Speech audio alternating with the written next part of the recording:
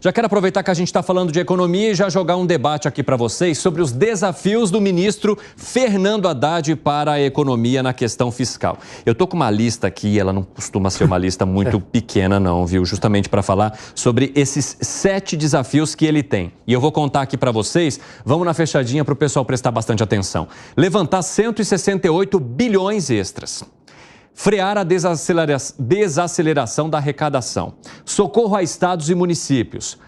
Pautas bomba no Congresso. Pisos constitucionais da saúde e educação. Revisão de gastos, é dúvida, e despesas subestimadas no orçamento. Desses 7, e aí, Gustavo Segré, qual que é o mais relevante e o mais difícil de ser atingido? Todos. Ah, é? Todos. Tem nenhum que é mais, menos? Todos são complexos. Você vê que o ministro Haddad está mais próximo agora, ou a própria economia do país? Mas sabe qual é o problema? Não é os desafios, senão a vontade do ministro resolver esses desafios. E ele não tem. Ele não tem nenhum interesse de diminuir o gasto público para equacionar o recurso versus a despesa. Mas a gente está acompanhando alguns esforços do Ministério da Economia nesse sentido. Você acha que eles são insuficientes? Esforço é narrativa. Esforço quando você corta a despesa. Não quando diz precisaríamos cortar a despesa. Não, corta. Se cortou, está mostrando que ele tem atitude para isso. Se ele disse temos que, mas dependemos de uma melhora da arrecadação, quando você, e o segundo desafio, me parece o terceiro, é contrariar a diminuição da perda da arrecadação. Isso é diminuição da atividade econômica. 700 mil empresas fecharam, risco de desemprego, e aí você continua gastando. De novo, a nossa querida audiência, se você tem um mês que você gasta mais do que você ganha, é um mês que você tenta pedir ajuda a alguém para financiar essa diferença. Mas quando você tem cronicamente mais despesas do que você ganha, você tem um problema muito sério. E aí ou você toma uma determinação, você vai à falência. O país não vai falir, mas isso aumenta a dívida pública, é o que nós mencionamos da taxa de juros, traciona a taxa de juros para cima e pior, não demonstra para o sistema financeiro e para os investidores que o governo está comprometido com esse equilíbrio fiscal. E o ano que vem ele tem que equilibrar. Eu aposto pizza com quem quiser, sobretudo com o Piperno, que não teremos equilíbrio fiscal no ano que vem. Eu apostaria com o Piperno também, porque ele paga. Ele paga. Fábio Piperno, eu quero saber de você se há um esforço ou se é só narrativa. Tipo, vamos fazer. Não, há um esforço numa série de setores, né? Inclusive... O que foi, Gani? Que esforço? Mas muita coisa tem sido feita, né? Para cortar gasto? Para cortar gasto, aumentar a receita, para trazer investimentos...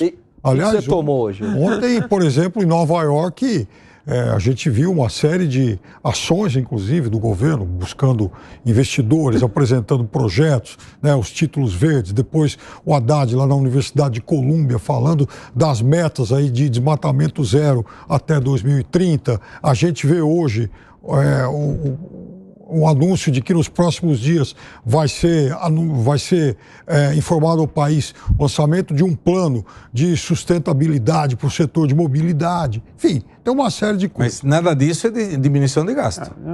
Então, nada disso. E na semana passada, aliás, o secretário executivo do Ministério do Planejamento também falou exatamente no esboço de uma reforma administrativa no sentido de cortar gastos. Agora, por outro lado, esse também é um governo que entrega mais atividade econômica. O país vai ter o maior crescimento dos últimos 13 anos. E isso é relevante também para aumentar a receita. Por que você está se mexendo tanto na cadeira, Dávila? Não, é uma coisa interessante. O quê? Né? Veja só.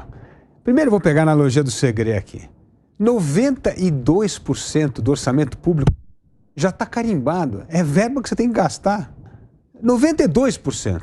Então, o que o governo tem que fazer para reduzir o gasto público? Ele tinha que, pelo menos, controlar que essa verba 92 fique aí. Não. Mas o governo deu aumento para funcionário público, vai dar dinheiro para município, aumentou em 168 bilhões de reais o gasto, que foi a PEC de transição, tá certo?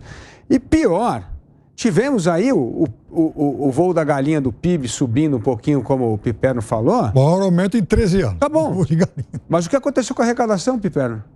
Caiu. De imposto, caiu. Então, assim, a arrecadação cai, mesmo com a atividade econômica subindo.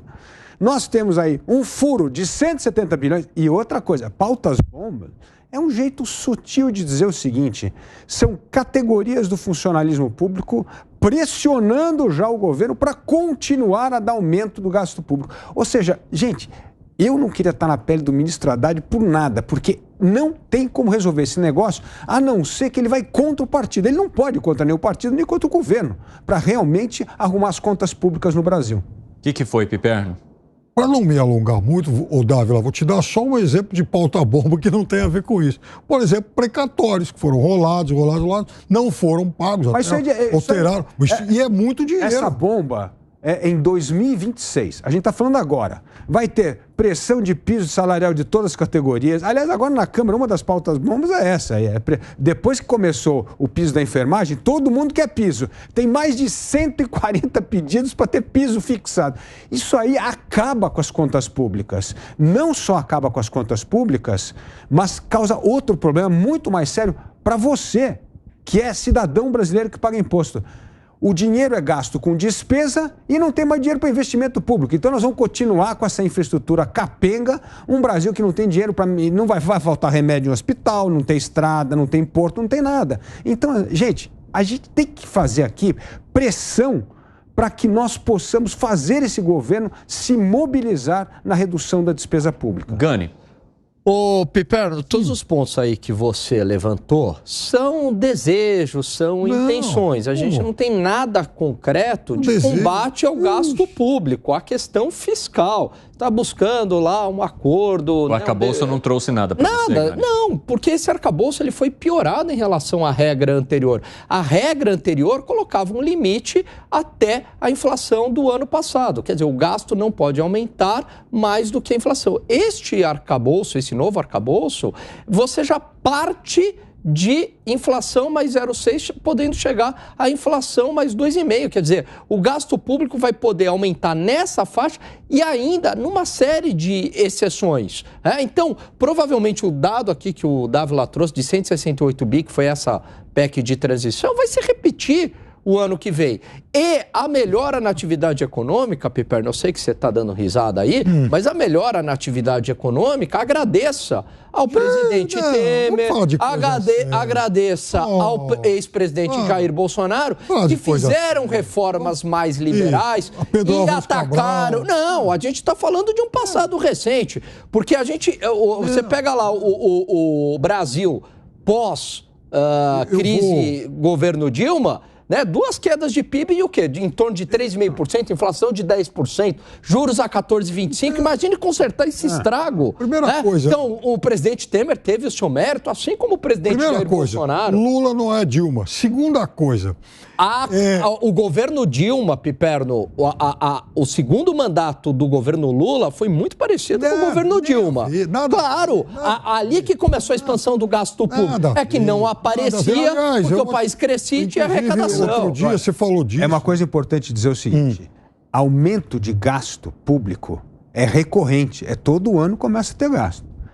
E as receitas, que o governo só tem um plano, né? Como aumentar a arrecadação. É o único plano que o governo tem, assim, o único objetivo que o governo tem hoje é aumentar a arrecadação. E muito do que o governo vai conseguir arrecadar esse ano são com verbas que não terá no próximo ano. Por quê, por exemplo? Se fizer o negócio do CARF, acertou lá aumentar, vai empatar o CARF, vai arrancar um dinheiro lá dos empresários com o negócio do CARF. Isso acontece esse ano, no outro ano não tem. Então, nós temos dois problemas. Mesmo que haja esse aumento de receita esperado, ela não é recorrente. E a despesa é. Todo ano vai ter essa despesa recorrente. Então, gente, o Brasil está numa situação fiscal dramática. E essa situação fiscal atrapalha, sim, a retomada do crescimento econômico, do investimento no Brasil.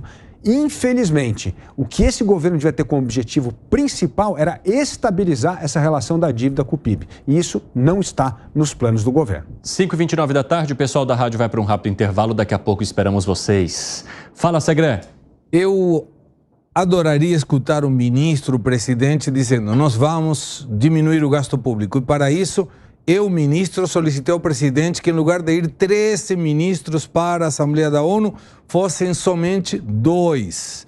Porque os puxadores de palmas custam caro. Quando você vê o presidente falando na ONU, Quem puxava palmas? Eu vi o Piperno ontem dizendo 5 vezes foram batendo palma. 6. Eram todos os ministros que falavam, bravo, presidente. Do resto que estava lá, não sendo ministro, ou da enorme comitiva, não tinha ninguém que batesse palma. Isso não é verdade. Aliás, hoje, um veterano, experiente, uma referência da diplomacia brasileira, o embaixador Rubens Barbosa, fundador, aliás, do IRIS, o Instituto de Relações Internacionais e Comércio Exterior, referência. Ele tem um texto no Estado de São Paulo que ele fala exatamente isso, e ele me atualiza, ele fala em 7 vezes.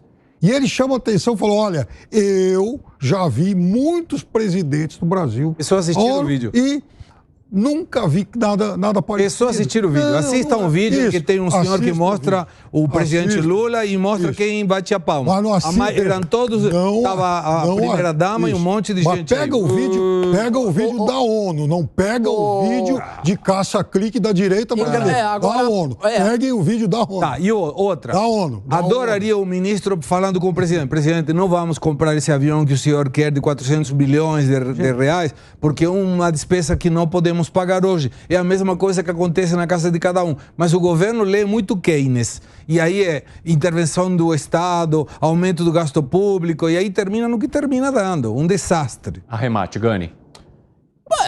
Aplaudido na ONU, mas não é aplaudido pela população brasileira. O que interessa é aqui no país. Ele não fala pro chiqueirinho.